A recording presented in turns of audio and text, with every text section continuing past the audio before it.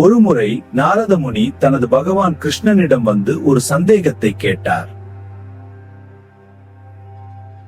பகவானே, இந்த உலகம் என்றால் என்ன? பகவான் கிருஷ்ணர் சொன்னார், நாரதா, ஒரு கிராமத்துக்குச் செல், ஒரு வீட்டில் பிச்சை கேள். திரும்பி வந்த பிறகு உலகம் என்ன என்பதை சொல்கிறேன்.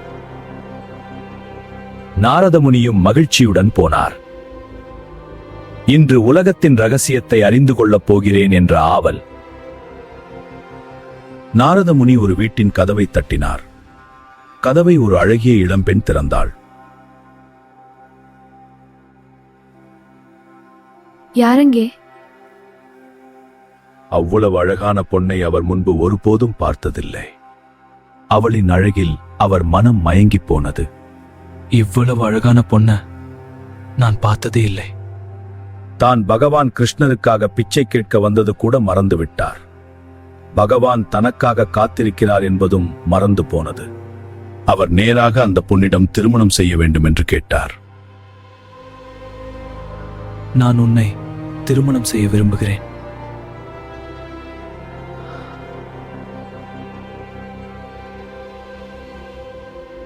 என் தந்தை வந்த பிறகு பேசலாம்.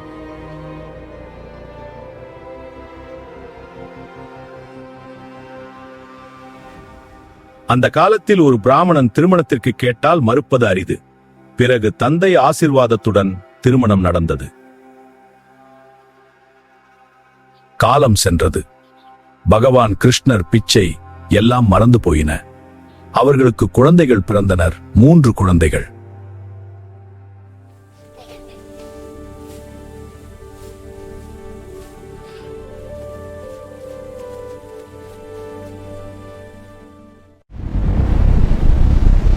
ஒரு நாள் கிராமத்தில் பெரு வெள்ளம் வந்தது. நதி கரை புரண்டு ஓடியது. முழு கிராமமும் நீரில் மூழ்கத் தொடங்கியது. அவர் தனது மனைவியையும் 3 குழந்தைகளையும் காப்பாற்றிக் கொண்டு ஓட முயன்றார். ஆனால் வெள்ளம் கொந்தளித்தது. ஒரு குழந்தையை காப்பாற்ற முயன்ற போது மற்ற 2 குழந்தைகள் நீரில் அடித்துச் செல்லப்பட்டனர்.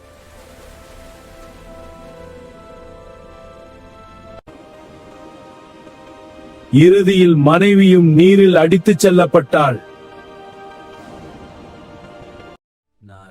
எப்படியோ அவர் மட்டும் உயிர் தப்பி கரையை அடைந்தார். மிகுந்த சோர்வால் அங்கேயே விழுந்து மயங்கினார்.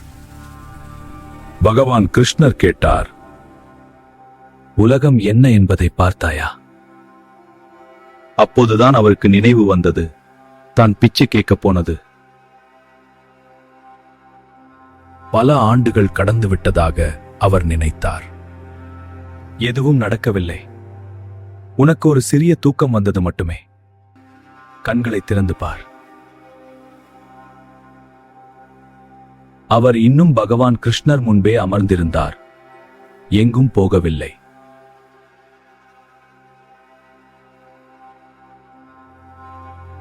அந்த அழகிய பெண் கனவு, குழந்தைகள் கனவு, வெள்ளம் கனவு, கடந்த ஆண்டுகள் அனைத்தும் கனவு. அவர் மதிய நேரத்தில் சிறிது நேரம் தூங்கிவிட்டார். இந்த கதையை பகவான் கிருஷ்ணர் சாதாரண கதையாக சொல்லவில்லை. இது மனித வாழ்க்கையின் முழு உளவியல் மற்றும் ஆன்மீக ரகசியத்தை காட்டும் உவமை. அதை மெதுவாக புரிந்து கொள்ள முயல்வோம். சம்சாரம், அதாவது உலக வாழ்க்கை என்றால் என்ன? சம்சாரம் என்பது வெளி உலகம் அல்ல, மனதின் கனவு. நாரத முனி உண்மையில் எங்கும் போகவில்லை. அவர் பகவான் கிருஷ்ணர் முன்பே இருந்தார்.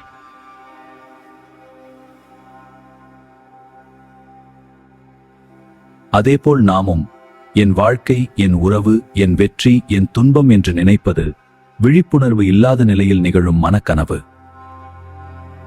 விழிப்புணர்வு இல்லாத வாழ்க்கையே சம்சாரம். ஏன் அவர் பகவான் கிருஷ்ணரை மறந்தார்? பகவான் கிருஷ்ணர் என்பது சத்தியம், விழிப்பு, ஆத்மா. அழகிய பொன் என்பது ஆசை. ஆசை வந்தவுடன் என்ன நடக்கிறது?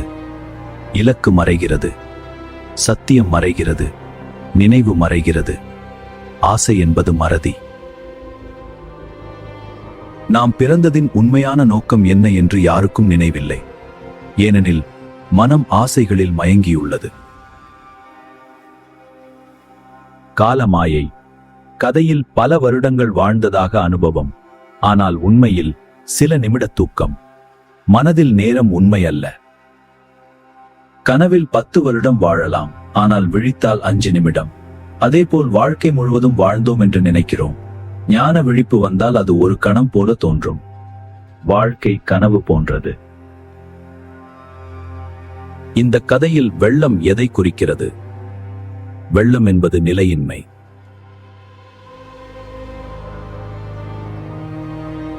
நாரதமுனி காப்பாற்ற முயன்றார், முடியவில்லை. நீ பாதுகாக்க முயல்வதெல்லாம் நிலையற்றது, அதனால் துன்பம் உருவாகிறது. பகவான் கிருஷ்ணர் என்ன செய்தார்? பகவான் கிருஷ்ணர் அவரை விழிப்புணர்வு அடைய செய்தார். அவர் புதிய அறிவு கொடுக்கவில்லை, உலகத்தை அழிக்கவில்லை, கனவை மாற்றவில்லை, அவரை விழிக்கச் செய்தார். இதுதான் ஆன்மீகம். ஆன்மீகம் என்பது புதிய வாழ்க்கை உருவாக்குவது அல்ல, விழித்துக் கொள்வது. இந்த கதையின் சாரம், சம்சாரம் உண்மை அல்ல, அதில் தூங்கிக் கொண்டிருக்கும் நிலையே உண்மையான பிரச்சனை. நீ உலகத்தை விட்டு ஓட வேண்டியதில்லை, நீ செய்ய வேண்டியது ஒன்றே, அதுதான் விழிப்பு.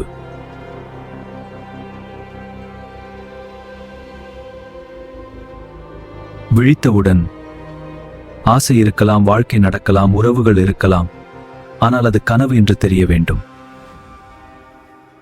அப்போது பிடிப்பில்லை, பயமில்லை, துன்பமில்லை.